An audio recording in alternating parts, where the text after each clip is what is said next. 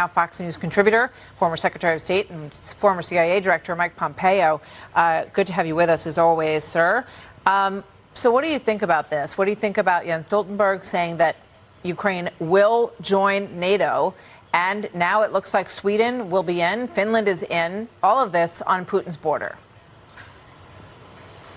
Martha, I think that's a really good place to start off. I think Putin said at one point, NATO on my border, we could have nuclear weapons, and we should just all remember the geography. Finland, Estonia, Latvia, Ukraine would just be one more nation that shared a Russian boundary. As for NATO and Ukraine, I think first things first. I think the first thing is we've got to restore the deterrence that we lost 3 years ago. More important than thinking about 5 or 10 years from now and the NATO nations accepting Ukraine in, the important thing is to set up deterrence, a security architecture that works so that we don't have to constantly be doing battle with Vladimir Putin for decades, and preventing him from doing precisely what it wants to do, to restore Greater Russia. Those are the principles about which the security architecture ought to be built. As for NATO accession, I heard what Secretary General Stoltenberg said. There's a long ways to go. So obviously, this is going to be an increasing front burner issue as we head into the presidential election. And you see this sort of strengthening of the alliance, clear strengthening of the alliance. And you know what former President Trump, whose administration you worked in, has said about this. And here's something he said that was controversial quite recently. Watch.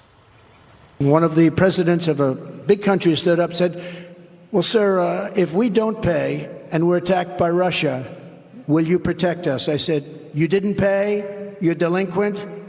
He said, yes, let's say that happened. No, I would not protect you. In fact, I would encourage them to do whatever the hell they want.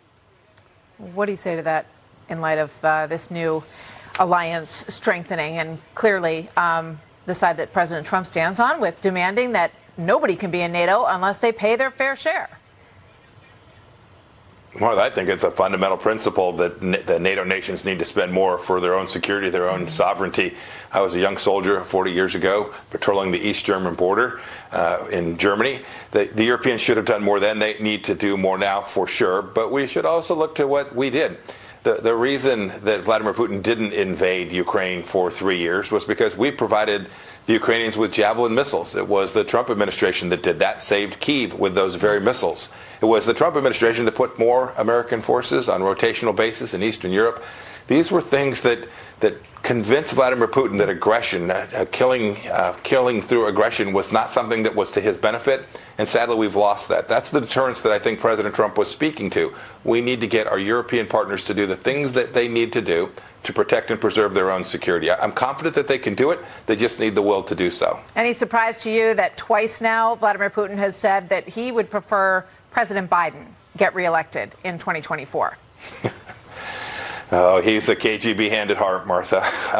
I don't know what he's saying. I don't know who he's trying to impact. Russian interference in our elections is 40 years on. I suspect this is part of that effort.